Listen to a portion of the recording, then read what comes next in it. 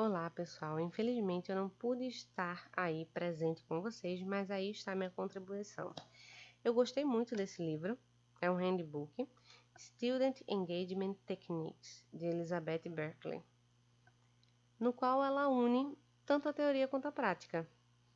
É realizado um levantamento bibliográfico da prática real do engajamento estudantil.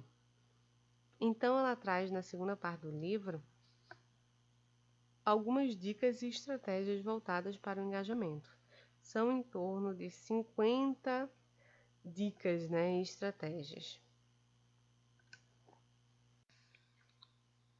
As dicas e estratégias irão envolver esses temas: motivação, aprendizagem ativa, construção de uma comunidade social, desafios adequados e aprendizagem holística. Em relação à primeira dica, a motivação, uma das estratégias selecionadas é a espera do engajamento. Nela, é sugerido que o professor converse com o estudante a fim de lhe dar uma voz ativa dentro da sala de aula, permitindo também que eles sugiram atividades, a fim de que o professor acabe utilizando estratégias diferentes. O segundo tópico, desenvolver e exibir as qualidades dos professores engajados.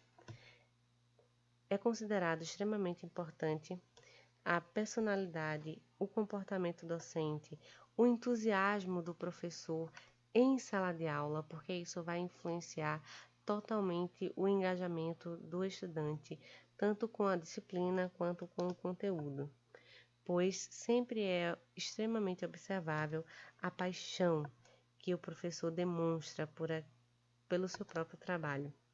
E isso acaba ocasionando no respeito do aluno para com o docente, disciplina e conteúdo.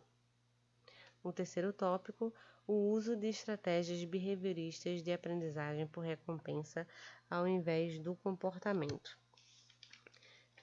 Nesse tópico, é criticado a manipulação do comportamento realizada pelo docente. Como assim manipulação do comportamento? O fato do professor dar pontuação extras, isentar determinados alunos de trabalhos específicos, que isso seria considerado uma recompensa desse comportamento, não necessariamente uma reflexão real e concreta da sua própria aprendizagem e responsabilidade nesse processo. Então, isso pode ocasionar um desengajamento. Por exemplo, quando não tiver nenhuma pontuação extra, aqueles alunos vão querer realizar aquela atividade? Esse tipo de estratégia não é considerada como uma motivação real da aprendizagem, pois o dever do professor é ajudá-los a desenvolver atitudes, valores, crenças e estratégias de aprendizagem autorreguladas, voltadas para a conscientização da própria aprendizagem, fazer com que o aluno reconheça o seu grau de melhoria, enfatizando sempre a qualidade do trabalho e não a quantidade do mesmo. Na aprendizagem ativa, tanto o professor quanto o aluno devem ter, claro, seus objetivos. Suas metas já devem estar elaboradas para que os dois mantenham foco na aprendizagem.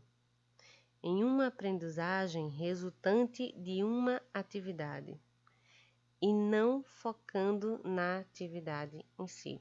O foco principal deve ser o resultado dessa aprendizagem, as competências e habilidades desenvolvidas por meio dessa atividade. Devem ter claro o seu papel em sala de aula. Qual é o papel do professor? Qual é o seu papel como docente? Como instrutor, ela especifica o instrutor como aquela pessoa que observa, corrige e trabalha com os estudantes para melhorar o seu desempenho, incentivando uma aprendizagem autodirigida. Ou como um manager, um gerenciador, estabelecendo as condições e gerindo o processo para produzir os resultados desejados. Desde a antecipação, digamos assim, o professor deve ter claro o seu papel em sala de aula, para desempenhá-lo de modo eficaz para uma aprendizagem ativa. A orientação dos estudantes para suas novas funções. Nesse caso, o professor deve desenvolver habilidades de aprendizagem ativa, por exemplo, por meio da resolução de problemas, aplicação de conceitos, discussão de questionamentos, reflexão sobre o que influencia, os seus pensamentos.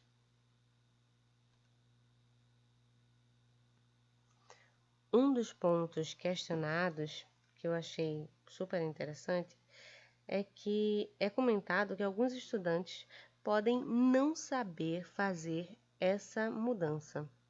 Por isso, eles podem ser resistentes. Então, em vez de somente explicar que eles devem fazer, o acompanhamento da sua própria aprendizagem, o professor pode lançar perguntas para que o estudante possa refletir sobre isso. Por exemplo, quais são os seus obstáculos? No caso, o aluno vai ter que identificá-los e também propor soluções para eles, além de identificar a forma como aprende. No livro é citado a escrita, a audição, a visualização e a fala.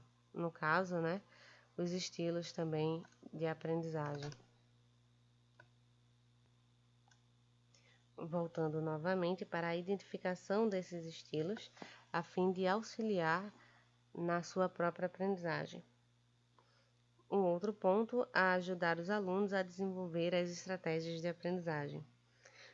Nesse caso, o professor deve ajudá-los a direcionar e gerenciar seu próprio aprendizado, elaborando, se possível, um programa de estudos. Eu achei super interessante essa parte da aprendizagem ativa, porque a cada ponto que eu ia lendo, eu estava me deparando com as características da coreografia de aprendizagem.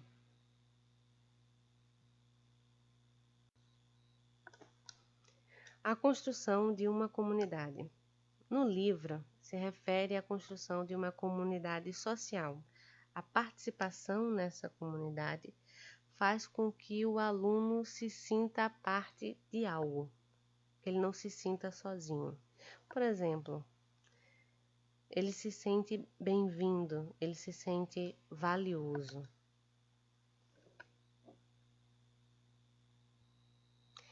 E nessa comunidade, o autoritarismo é afastado, pois vai existir o equilíbrio do poder, no qual haverá a parceria entre professor e estudante. Também é citado, solicitado que o professor consiga promover a civilidade. Um dos exemplos colocados é listar ações que são ou não são aceitáveis dentro da sala de aula. Realizar debates para que os alunos possam expressar o seu próprio ponto de vista, confrontando os problemas e estabelecendo, obviamente, um modo com que eles possam se expressar adequadamente. Caso tenha alguma discussão em sala de aula, é solicitado que o professor estabeleça um método para que eles possam prestar queixa. Após isso, o professor vai averiguar com outras pessoas o que é que realmente aconteceu, a fim de dar uma solução no final.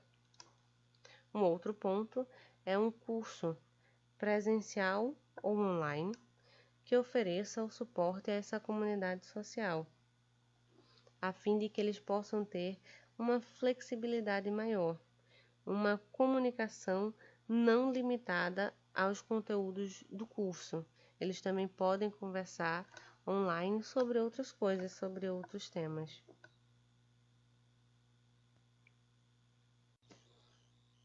desafios adequados, ou, de acordo com McTee, 1994, nível ideal de desafio. Nesse nível ideal de desafio, o professor deve avaliar o ponto de partida, ou seja, o conhecimento prévio dos estudantes. Como fazê-lo? Nuffer e Knipp, 2003, elaboraram um questionário modelo. Cada professor deve elaborar o seu próprio questionário de acordo com os conhecimentos utilizados em cada disciplina. No entanto, vão existir sempre 3 alternativas. Letra A, confiante. B, 50%. C, não confiante. Como assim? Tem uma pergunta sobre um determinado conteúdo. Aquele aluno está confiante para responder adequadamente? Se estiver, ele vai marcar a letra A. Se ele estiver em dúvida, ele vai marcar a letra B. Se ele realmente não souber de nada, ele vai marcar a letra C. E dessa forma você vai identificar, de acordo com Nuffer e Knipp, o conhecimento prévio dos estudantes. Em relação à monitoração do ritmo da classe. Uma das técnicas utilizadas é a Jornal do Minuto, de Ângelo e Cruz, 1993, na qual é solicitado aos estudantes, no final da aula, que eles escrevam anonimamente e enviem para o professor e entreguem para o professor respostas para as seguintes perguntas: o que foi que eu aprendi hoje? Ou o que foi que eu aprendi de mais relevante hoje? Quais são as dúvidas que ficaram? Uma outra estratégia é de Uba e Fred, 2000, na qual eles pedem para que o aluno reflita sobre a aula nos minutos finais. Os alunos vão escrever algumas dúvidas e também comentários sobre a aula, sempre de forma anônima, para que eles possam realmente se expressar. O professor vai pegar os papéis, vai ler alguns ou a maioria e vai responder na hora. O último ponto, ajudar os alunos a se autoavaliar. É sugerido o diário de bordo, que nós chamamos aqui, o portfólio. No livro, ele está dito dessa forma: Diário de Diagnóstico de Aprendizagem, segundo Ângelo e Cruz, 1993, no qual os alunos vão listar inicialmente o que compreenderam e logo vão listar o que não ficou claro, escrevendo também as possíveis soluções. Finalmente chegamos na aprendizagem holística, que ela relaciona ao nível cognitivo, afetivo e sinestésico, que vai trabalhar, no caso, a teoria, e a prática. Aqui o professor deve acelerar o passo para prender a atenção do estudante. É comentado algumas pesquisas que foram realizadas, na qual os estudantes conseguem reter várias informações ao mesmo tempo, por meio das tecnologias. Não necessariamente a aprendizagem, mas se nós utilizamos uma única forma de ensino em sala de aula, provavelmente isso não vai prender a atenção deste aluno.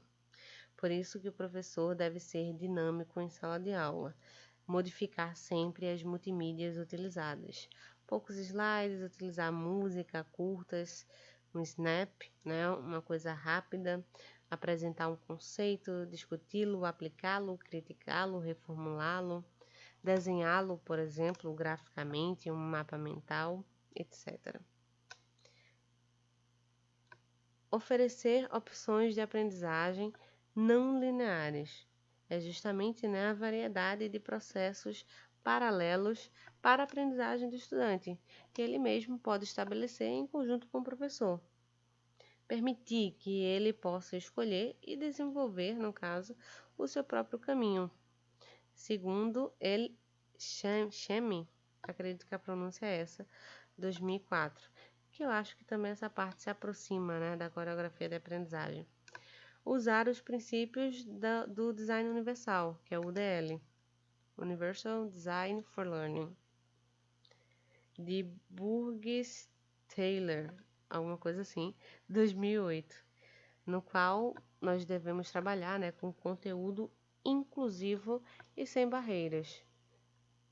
Todos os alunos podem ter acesso àquele determinado conhecimento, mas de diferentes formas.